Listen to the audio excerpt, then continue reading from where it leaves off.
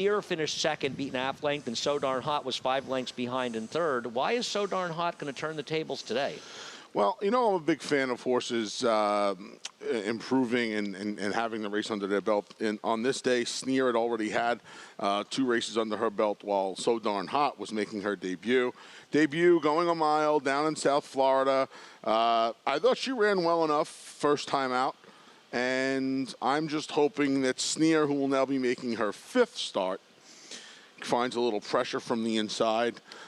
She looks like she's going to have to be forwardly placed in here under John Velasquez. We'll see what the first can do. I would think Sky Queen's going to show some speed off a little bit of the break. Is the speed. Yeah, she is, but I would think Sky Queen's going to press. She's got to get a mile. She's got to handle a mile and a 16th around the one turn. And I was just hoping that Come Dancing's little sister would be able to improve. Second time on the dirt off the turf race last time out. And the turf race last time out for So Darn Hot wasn't that bad. Yeah, you and I saw the race completely differently. I didn't like So Darn Hot at all in this race. I think Sneer is probably the horse to beat. There are others in here, however.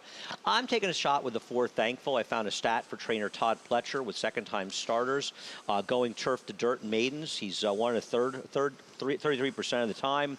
This one has all dirt pedigree, so either Todd ran the turf because the horse showed him nothing on the dirt, or he felt the horse needed a race, or that race came up in his American Pharoah, and maybe Todd thought he'd give it a shot. Regardless of the case, Todd's won with these a lot, and I thought this horse was a very dangerous alternative. I think there is another horse, though, that has to be discussed, and that's Yellow Brick Road, who was a big tip in a very live-looking maiden race that hasn't necessarily proven to be live going forward. But Yellow Brick Road was 2, 3, 5 wide around for much of the turn on a day when being on the rail was a big advantage. Power Move spent most of the race in the rail. Lake Avenue was towards the inside for much of it. I don't know what happened to Yellow Brick Road, but the money this horse took in that field, I don't think he should be completely ignored today. Don't you feel she's more turf, though, isn't she? No. I think that she may or may not be, but she did get bet first time out, and these are the kind of horses that scare me. Okay. I'm more interested in her. You and I disagree in race 1. We'll see how things play out in the opener. Can't believe we disagree on something. I'm always happy when we disagree. Race number 2 was the first of 2 straight first top selections that got scratched. That stinks. I really liked Soul Fight as a horse to bet in here. I guess I should be happy he's not playing. The question here becomes what you do with Invest. We'll take a look at Invest going back to 2 starts ago when he finished second to Yankee Division and ran a race that would blow this field off the racetrack. Then he's claimed by Mike Dubb, Jason Service has him, and he runs an abysmal race. Now he comes back. They're dumping him in for $16,000 for Brad Cox. And I know Brad wins every race that he's in, it seems like. But I can't trust this horse because his last race was atrocious. I don't want – he may win, and I scratched him in my second choice, but I would never pick or bet this horse.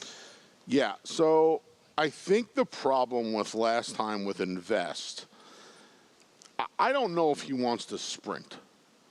I think that's my biggest issue with him. I think the races, save the race against El Hermano, where nobody was beating El Hermano that day.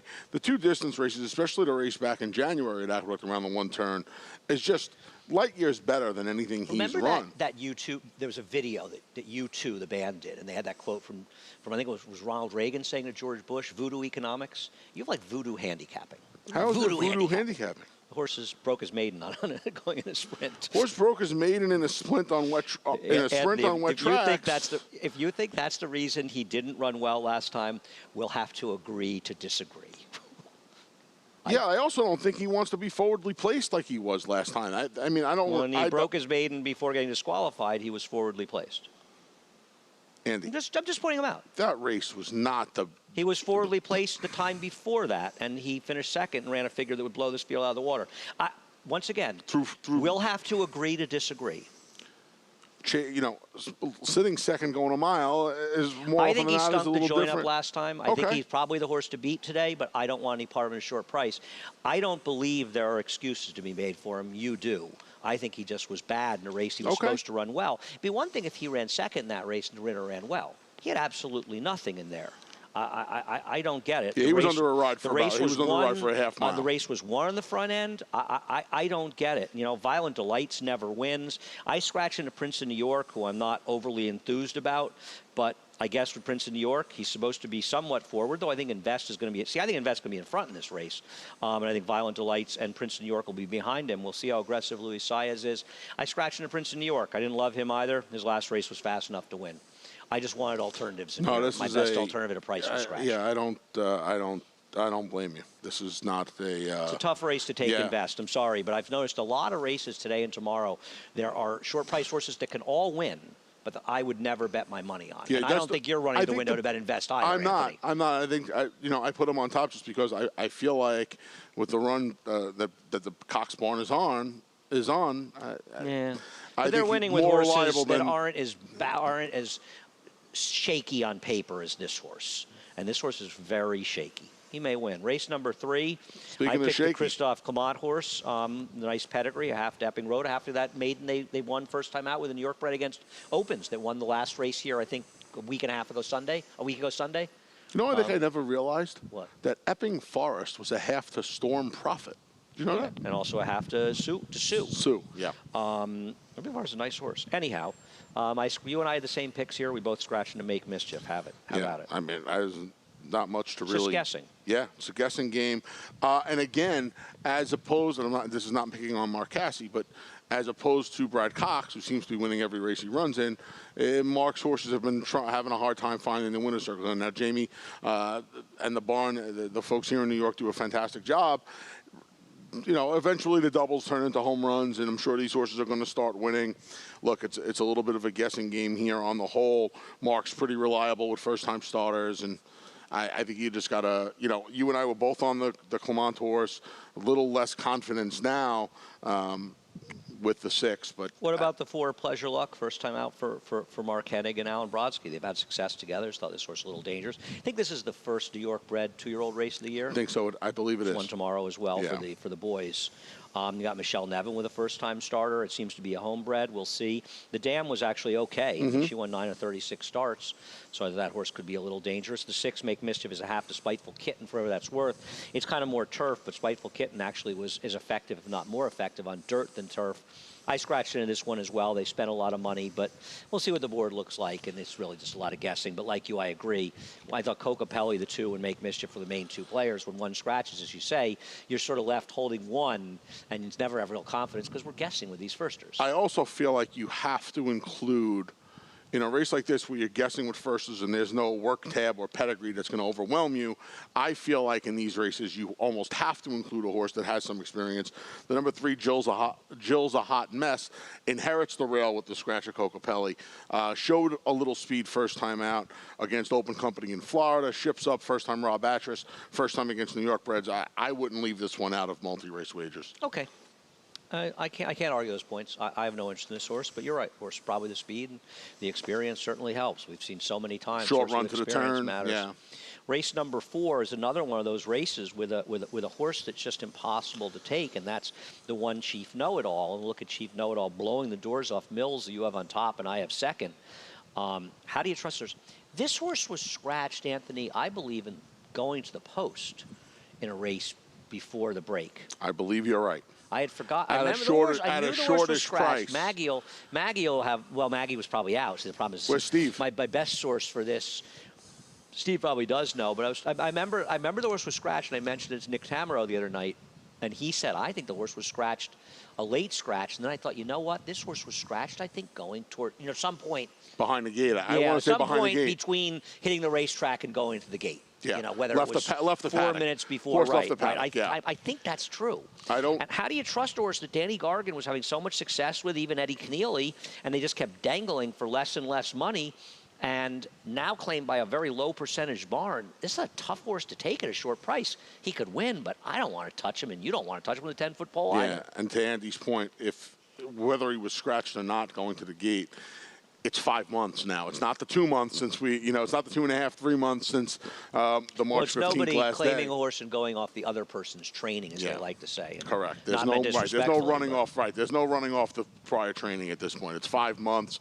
If Andy's right and he was scratched, but he could also completely destroy this field. He has races, right? All of his old saying. His last 4 races makes this race a laugher. Beat them on memory. He doesn't even have to have that good of a long-term memory. By 9.5 lengths in the race we just looked at that you have on top and I have second. I mean, we're idiots, but we're not that stupid. We do realize that he can win, but I think like a lot of people, yet tread lightly. And I mean, what price is he going to be? I mean, David made him 2-1. I'm sure David was thinking he could be 3. I mean, he's obviously not going to be 3-5. He could be 5-1. I think David sort of erred.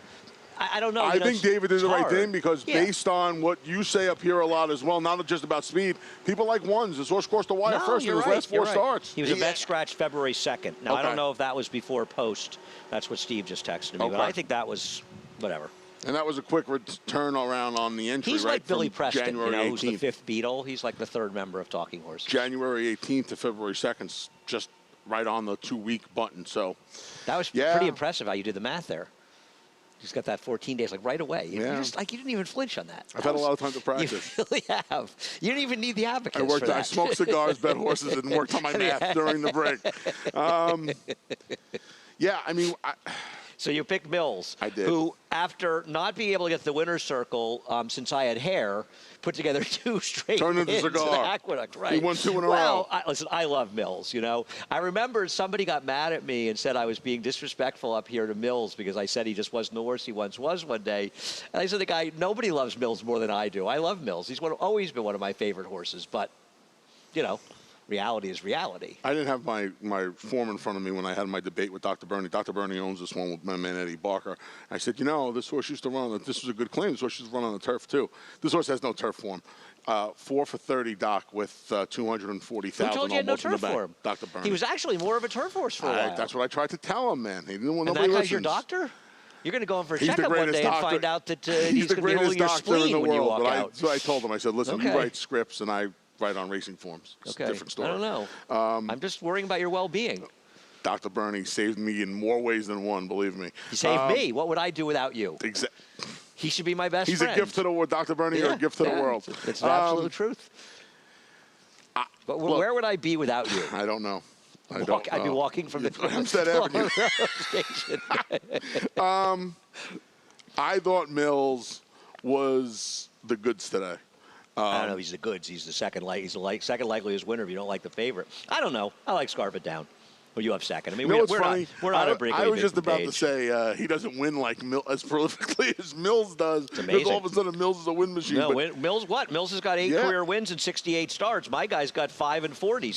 So Wills is winning. I'm winning 1 out of every 8 starts. Those wins for Scarf It Down. Your guy's winning slightly less, but it's close. Few and far between lately. He ran well enough last time. He stretches out. I don't know. You know, I thought his roots, if you look at him, he had 3 miles back in 2017 where he ran a 90 and an 82 and a 77 Beyer. So he could run as well going longer, and I just took him on top. I don't have a strong opinion.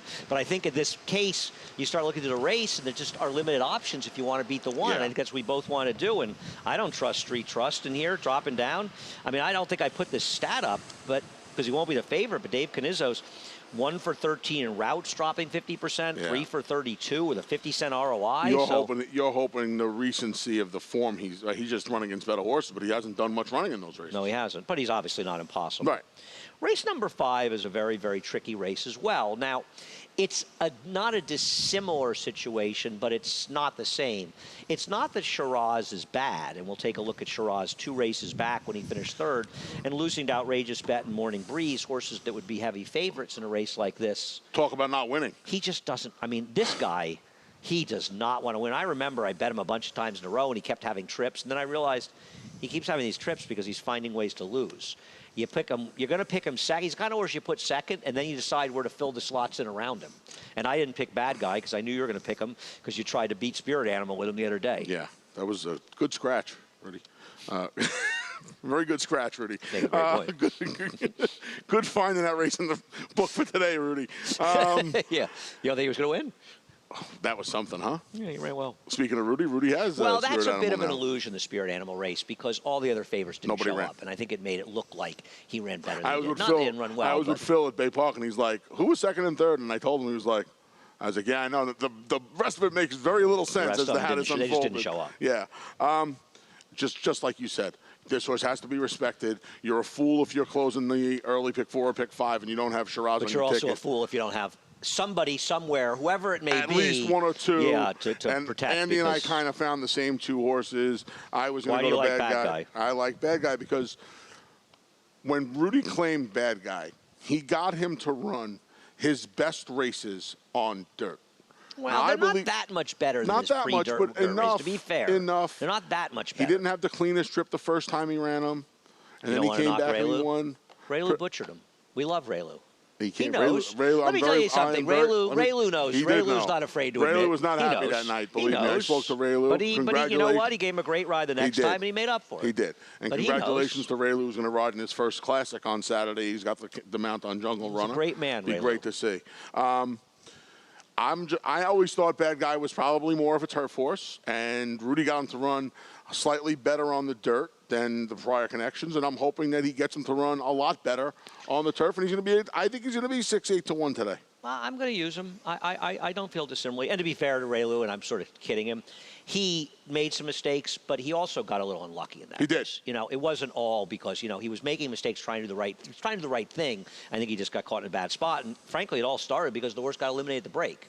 And, you know, that's where the problems begin. When horses have trouble at the start, that's when, you know, mistakes, because you're trying to... It all starts at the gate, You're trying to friend. overcompensate for what's happened, and that's when those things happen. This is a very tricky race. With variant perception, if you go back to November 7th, he was off the rail, and that was done. The rail was very good. That was also a total merry-go-round race. He was caught with a slow pace where nobody changed positions. And then if you go back to the race on November 29th, he got caught wide and out of position the entire way when Quality Choice got extremely lucky to win. Another should have won. Was Mott still training Another at that time? See, if Another hadn't had a bad trip, Mott would have got to 5,000 a little earlier, and he wouldn't have to hear about it all the time. I wonder if Bill ever goes back and thinks about all the horses that he saddled that should have won. And he thinks if just one of them had won, I wouldn't have to hear about this nonsense every day. And how about his most famous win's going to be a race he didn't even cross the wire first then? Yeah, well, that's all right. That's all right. You know what? That's the way the game works. I'll remember those cigar wins first. No trainer ever should apologize for getting put up in a race from especially a when they should get put up to a Kentucky Derby, because there's always races that they got unlucky, and that's just the way the game works. And yes, was Country House the right horse at the right time when a good disqualification was made, but it wasn't Country House that got the worst of it? Yeah, but that's all happened. That's happened, and we've seen that in racing. Thousands of times. So I'm not. It's a good disqualification for me. So I'm hoping Variant Perception can refine the form. I'm not totally confident in him. I thought you know, there are other horses to look at. Septimus Severus actually ran very, very well in that turf race at a mile. That was a serious effort that day. That would probably win here. And he's better sprinting, so I don't want to throw him out. Jerome Avenue, I don't really like Jerome Avenue, but he does have some back races that are okay. And even your horse, Impassable Odds, you have fourth. He was my sixth pick. Yeah. I mean, I had the race open to 1A, 2, 3, 4, 9, and 10. Yeah. And it's a tough race. There's a lot going on in here. I think this is one, if you're, you know, in the early pick 5, you're going to want to be alive to a few horses in here. Yeah. Tough race. I'd feel comfortable with 1, 9, 10, maybe some 2s. Race number 6. I don't feel comfortable in this race at all without a lot of horses. Race number 6. Take a look at Anthony's top choice, Shandian, back on August 9th at Glorious Saratoga, finishing 3rd. He runs this race. He's probably going to win. Yeah, this horse is getting back to what he wants to do. He's turf sprinting. I don't know why he was dirt sprinting. I mean, I know why he was dirt sprinting in December and in the 2 races in December, because he didn't have the option to turf sprint. But gets the tightener going along at Tampa. I know it's been 3 months now, but that was you know, kind of out of necessity. Comes back to again, turf sprinting. That's what this horse is. This horse is a turf sprinter. Amira has shown she does a fine job. She's consistent, and people don't know who she is, and she's had a winner, which is nice for her. Congratulations on that, by the way. She does a great job over there. I think this horse is in the right spot today. She spends as much time in Aqueduct in the basement at Aqueduct as I do. I see her at the basement. I see her more than I see anybody else. Yeah, I see her all the time. Yep. Tunnel racing office. I think this horse is just in the right spot today. This horse is going to be 10 to 1. No, this horse is going to be the favorite, I assume. Is this horse going to be the favorite? David has her 15 to 1. Yeah, David's wrong. David's wrong. I hope he's right. I love David, and he does a fabulous job. I mean, and he's right when I looks like a turf knocked sprinter. him on a horse the other day, and I said the horse would never be 8 to 1, and the horse was like 9 to 1. It was never close to being right about it. But no, this horse is not going to be 15 to 1. I assumed this horse would be favored, and that's why I didn't pick her. Him, because I just wanted to have new faces. Yeah. We'll see how it works out. I mean, I guess Spitball takes the money in the second for Linda Rice. I have a stat for Linda Rice, these second-time starters, first-time turf and maidens. That's pretty good. This does not have a ton of pedigree, though. It's really a dirt pedigree except for City Zip. Yep. So I'm a little worried, but I got to use him as a second-time starter for little fresh Linda Rice. gelding, dropping down. Yeah. Makes a lot of sense. I won't say the 10 will be favored, but he'll be one of the favorites in here. I picked the number 1, who I think will be a big price in this race, and that's Summer Tune. The dam is 2 for 2 with the production on the turf. See, I don't see there's any way my horse is going to be a shorter price than the 10. To me, that seems laughable. Maybe I'm wrong. Yeah, as David said to me, I don't think it'll be favored, but maybe he should have made it shorter. But you know what? Guy does a fabulous job on the line. One that I defy anybody out there that thinks they're a better morning line maker to David to come forward. Eric Donovan might have been because he had many years' experience. Great job. But David does a remarkable job. And I think I saw some numbers. Guys were doing statistics on it, and David came out as the top morning line maker in the country based on the line and the prices. So there's a summer front. There's plenty of pedigree in this horse. Jonathan Shepard actually trained the dam. But Summer Tune was dangerous. Spitball's dangerous. What? Not So Easy's dangerous as well. Half the Mr. Gruff, who was a California turf sprinter. But there's some later ones that aren't that good, but I'm going to use Dave Donk. Yeah. Yeah. But some runnings on the turf. There's some pedigree 10, 12 years ago. I'm using that horse as well. Another horse dropping in, trying what you would think would be the right surface for the first time. This was another race. And you had to include Rudy because you're not allowed to not include Rudy? You end the late pick 5, and you end the early pick 5 with a couple of races that could be head scratchers. I'm going to use one. I could use all of 1, 2, 6, 10 in this race, but it's not easy. I don't disagree. And listen, the 7th race is a 6-horse field, but it's a very, very competitive race. I don't like your horse at all in this race. Why not? Isn't he gone on the lead today? Does that put him in the winner's circle? Here is Anthony's more often than pick. not, it does. Not really, but you and I have an utter disagreement on this. I know he got a big figure, and yes, if he runs the same 100 buyer he ran in the race we're looking at here, he's going to win. Some problems. There we go. I just don't believe it. I don't believe it. I don't know where it came from, and I want to see it again. I think this field is so much better than anybody he's been beating recently. So much better. But is it? I think that's my biggest question. My biggest question is it? Because, yes, where did this race come from? Where did this 100 buyer speed finger come from? I don't know, but you know what? A year earlier, he was running in the low to mid-90s. Yeah, low to mid-90s is going to get the job done here as well. Okay. So I don't like this horse at all. And he has to have the run of the race. I mean, there's nobody in here that could put any pressure on him, Andy. I don't disagree. He's the speed. You know what I mean? I don't think my horse, Winston Chance, is going to be that far behind him, and I think he's just a better horse. But I don't like it's all relevant. I don't know where he was. He was dangled for very cheaply while running big races. I know he ran that big race, going 2 turns at Aqueduct. This horse, Anthony, this guy's going to beat me, just like that horse that had won 3 straight on Sunday, and everybody thought was going to come back and win, the one horse. I don't like who that horse was beating. I don't like who this horse was beating, and I think this race is – he has the run of the race. You're right. We just disagree. You think he's going to win? You're right. He has the run of the race. I don't like this horse. And I think I do believe the attack – the way you attack the race is you either like him or don't, and I think that's the same way with your horse, with Winston's Chance. I think you either hope this horse is going to get a decent enough setup and show up for the trainer change to Dave Donk. I think Winston's Chance's PPs are riddled with races that would make him extremely tough to beat in here. You cannot not like the trainer change to David Donk, who I think does an exceptional job, and I think this is a very dangerous horse. I think he's a super logical horse. To be honest with you, I actually think he's the horse to beat in this race. I just think he's the best horse of the race in his good races. He goes to a good barn. This guy has been ultra consistent throughout his career.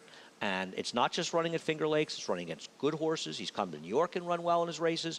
And I just think he is a super, super logical horse in this race. But honestly, whether you think he's the horse to beat or not, why isn't I Love Jackson a more likely winner than your horse? Look at I Love Jackson. All he does is run good races. I know you haven't liked him, but what has he done wrong? And he has one bad start against Network Effect, and he's won 5 straight races. He's running 90-plus buyer figures. He's a model of consistency. Your horse has 1 number in the last 4 that makes him tough, and he's got 3 numbers that give him nothing in here. That give him the old fade top of the stretch. Yeah, I'm not saying it's all relevant, can't win. I don't want him. Okay. And I thought this was pretty much a 2-horse race. Now it's the chalk. It's all relevant, and I think, I Love Jackson, and I Love Jackson's a horse who is not without speed. When Linda first ran this horse found a ton of speed and went wire to wire through a pretty honest half mile. I don't see this horse being too far off of it. If it's all relevant, stubs his toe today. Stubs his toe. He's got to show up with a very good race. He's got 1 in the last 4. The other 3 don't get him anything in here, Anthony. And he's going to be favored in here because people are going to see this. You, They're going to see the 100 buyer. They're going to seize the speed. They're going to fall for that race. And I don't think he's that good. As good as Linda is, 2 of those last 3 races that weren't any good were for Linda. When Rudy has this horse runs big races. He's run well for Linda. Listen, you and I disagree. Romero's going to, you know what the plan is. Romero's just going to let him run from the rip. Anthony, if you were riding him, he'd be going to the front. I mean, I understand that. It's not, there's a plan. He's going to the front. It doesn't matter. I don't like him. Okay. Can he win? Yeah. I mean, proven reserves, he's tough to like. He just seems a little slow. Probably likes moisture. I'm going to hone in on the 5 and 6 as the main 2 in this race. I hear it's all relevant, but I think he's going to be overbet, and I don't trust him at all. Okay. Race number 8. Where'd you go in here? You went, oh, I knew you'd go. I just guessed. I'm so good at guessing the videos for you. We'll look at Morning Colors, winning last time at He really doesn't. We Tampa. do not discuss this. He's very good at this. He'll start calling you Kreskin instead of Serling. Yeah, his Winning Colors like winning from magically pick some winners. outside draw, going the 2 turns down at Tampa Bay Downs. Gets the job done here on one of the big Saturdays down there. I thought this horse ran a really good race. Got himself involved in a little bit of a stretch battle here and was able to come out on the winning end of it. Draws inside. Rosario, I don't know. I think there's a lot to like about this horse. David has him 9-2 in the morning line. There's another one of those races where I think the board will be pretty wide open. And Really? I didn't. Really? Yeah, I know I'd love to see him win for my friend Susan Harris, so I hope he runs well, or she runs well. And it does seem like that race she comes out of at Tampa is a little better than it looks. The second horse won back and improved the buyer figure 4 points. I think the third horse won, improved the figure a lot, but I don't think it was on the turf. I think it was off the turf. Christophe has good numbers coming off of maiden wins, so believe me, I'm not against this horse at all. Speaking of that, I see Market Legacy has gone to Mark Hennig. A lot of people are going to see that Christophe Clement to Mark Hennig. And while I didn't pick the 5 Market Legacy, because I just don't know if the horse is good enough, Mark Hennig has tremendous stats off of trainer switches on the turf. He's 4 for 11. It's a small sample size. He's 4 for 11, and the horse have paid big prices, and it's not one horse blowing it up.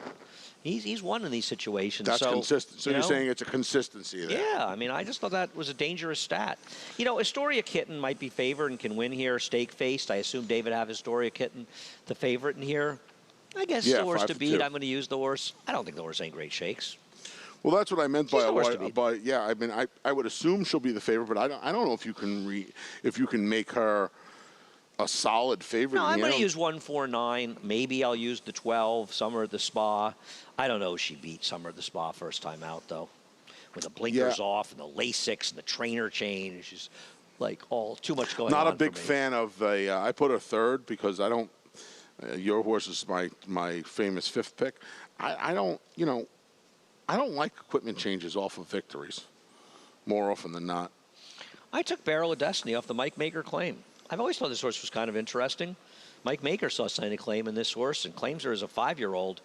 I just thought she was an interesting horse off the claim, and I decided that she'd be a good enough price that I'd put her on top. What price does David have her? 6 to 1? Yeah, 6 to 1. I mean, she's had a lot of chances. I get all that, but I'm not going to disregard a Mike Maker off the claim at a reasonable price. Yeah, and you guys are going to see if you download the PPs like Andy and I do, at the bottom of the card, you're going to see that she won an A other than, an open A other than, but because of the purse money, she is exempt from that A other than. It's 13,000. I think it's 12-8 to the winner at Tampa. So, well, you are really sharp off a little bit of a freshman. You really are sharp.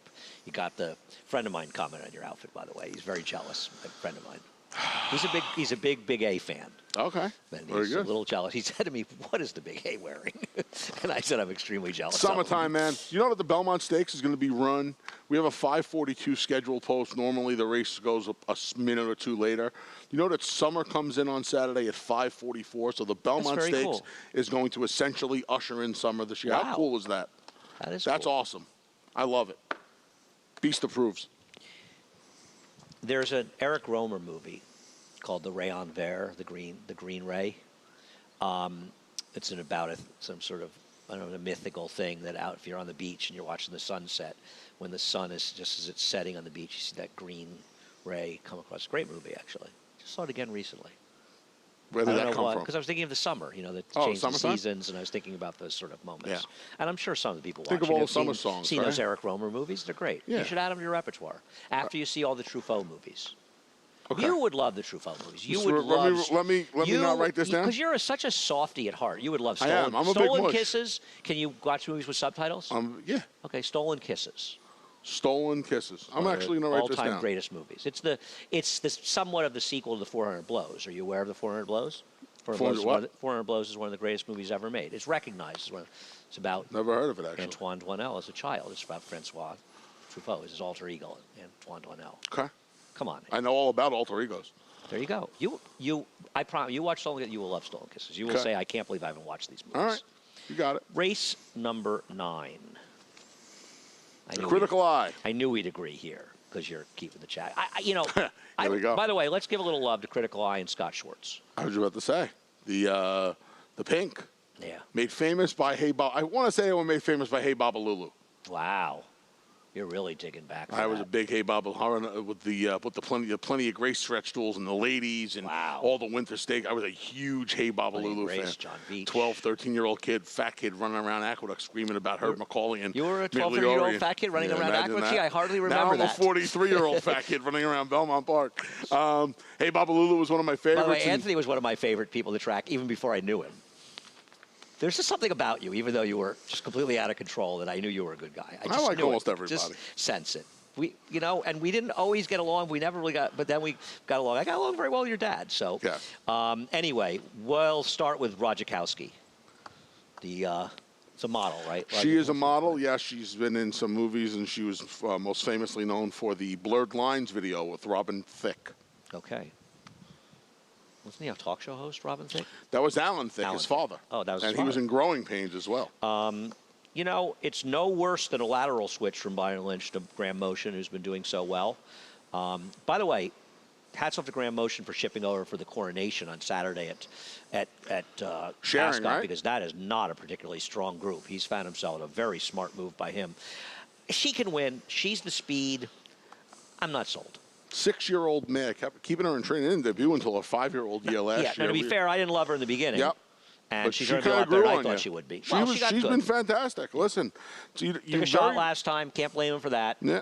Where she belongs. She's the horse to beat in the front end. Yeah, and they did the right thing. I like the fact that last time when they shipped her, they let her play her game. They let her rip from the start, and she just got tired. Yeah, that was you just it. let her go. She didn't belong, yeah. Getting in the way of these horses is no way to win. And she's faster than English Soul and No Hain, No Gain. Though I actually think English Soul is interesting.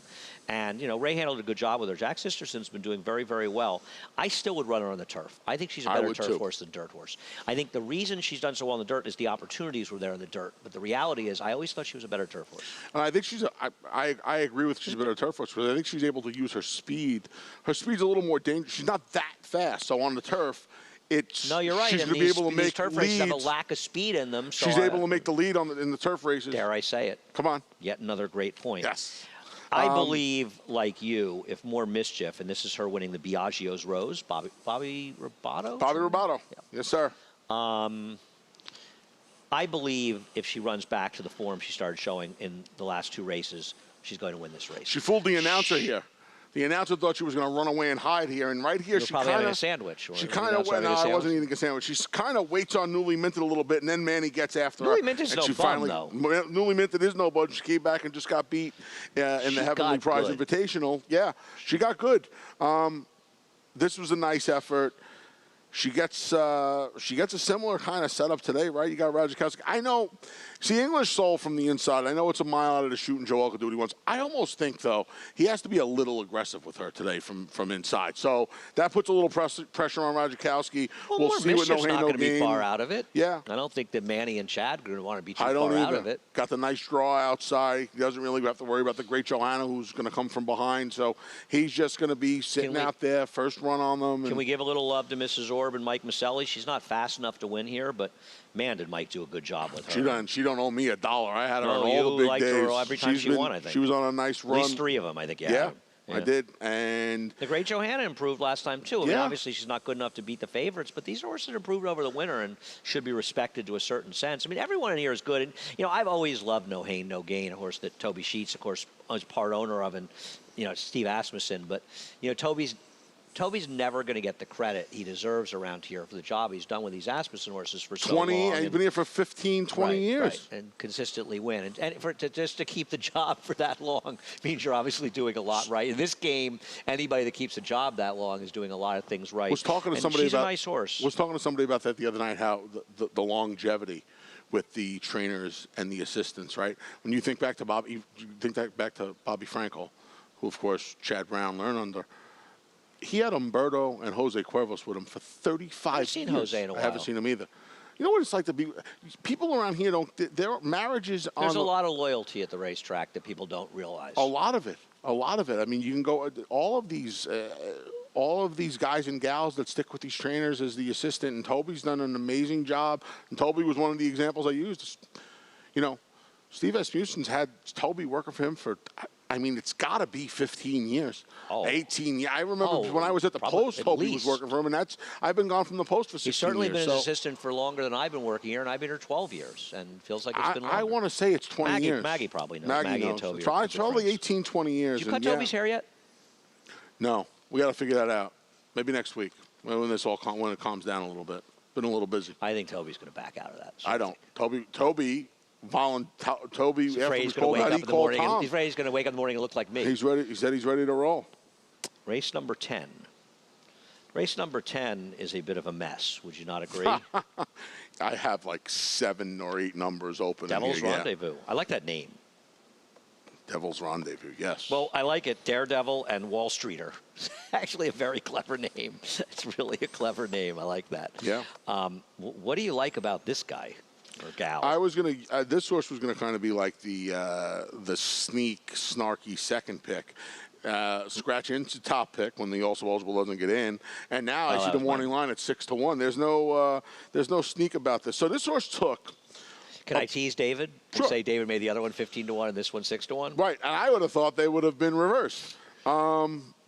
This horse took very money. interested what price that horse is. This horse took money. I'm still not convinced she's not going to be favored, but I'm sure David's right. I don't know about favored. If David says she's not going to be favored, I'm sure David's right. He's always right. I would think. This horse took money in her debut on the dirt. Joe Grant is part owner. Caught a sloppy track. Took more money stretching out on the turf. Is this the Joe Grant that was part owner of Evening Attire? Oh, I don't know. Evening Attire? Could be. Owner, he and his wife. Yeah. Who knows? Could be. Nice man. Anyway. Might be a different one, don't know. Yeah, cutting back for the first start since last August, so we haven't seen this horse now in I can't take this horse. 2 months. I hear you. 10 months, rather.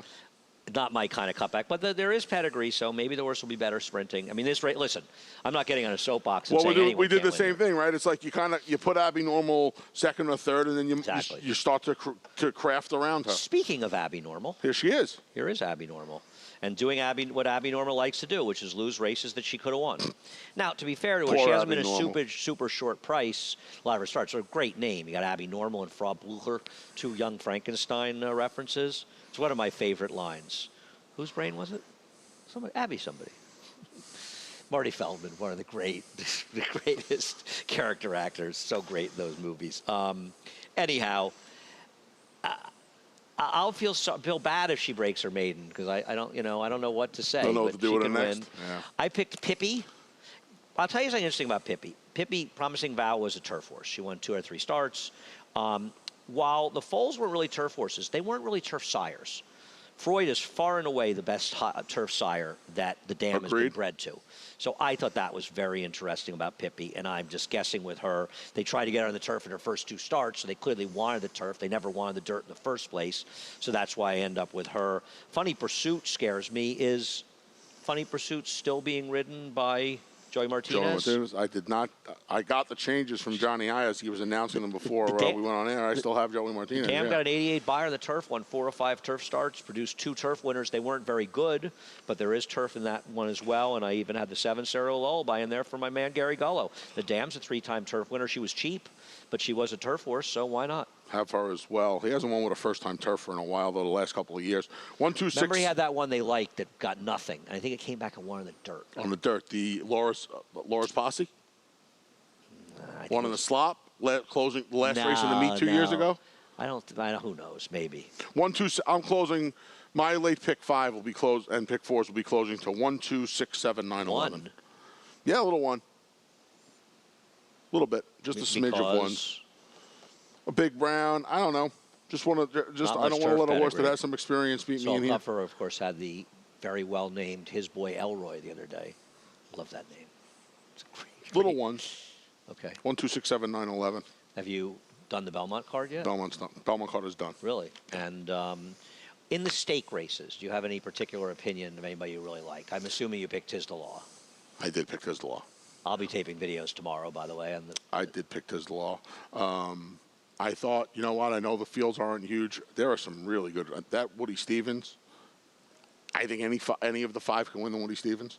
I'm looking forward to seeing the 3 Miss Melania, Antoinette, and Selflessly in the Wonder Again. So anybody doesn't think you picked Selflessly in there. And there's no chance you pick Selflessly. I am a very big Alexandra fan.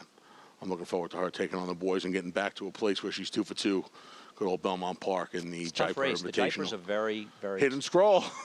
What's next in the Hidden Scroll saga, Andy? Well, I mean, Mott has to take a shot in here. I can't blame him for I don't either. Here. I don't either. We'll see how that works out. We'll see how it all works out. Of course, that's Saturday, Belmont Stakes Day. First post 11:45. Talking Horses will start at 10:15 on Saturday Getting morning. me up early. Noon tomorrow. I know. You're up early. You're up earlier than me every day. I am up earlier than you every day. Everybody's up earlier than me every day. Well, you're up later than most of us working. I am.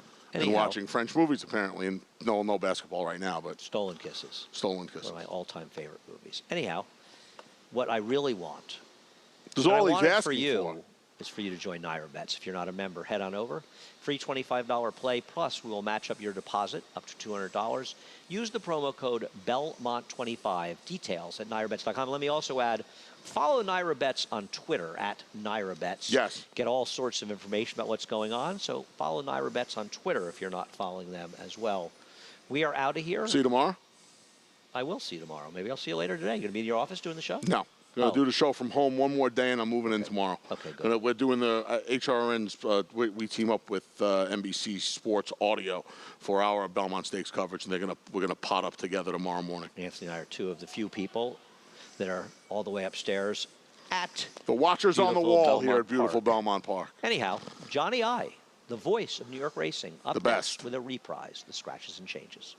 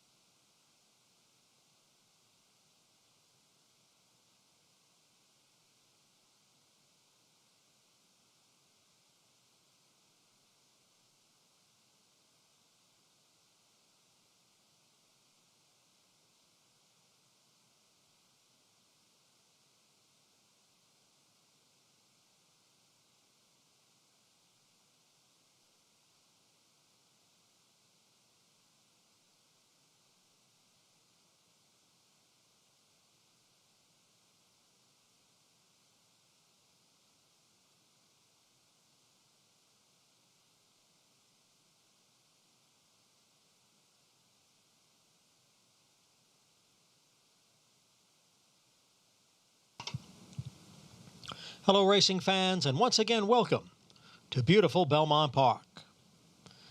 We've got a little sun, we've got some clouds. The temperature has gone up. We're now in the mid to upper 70s.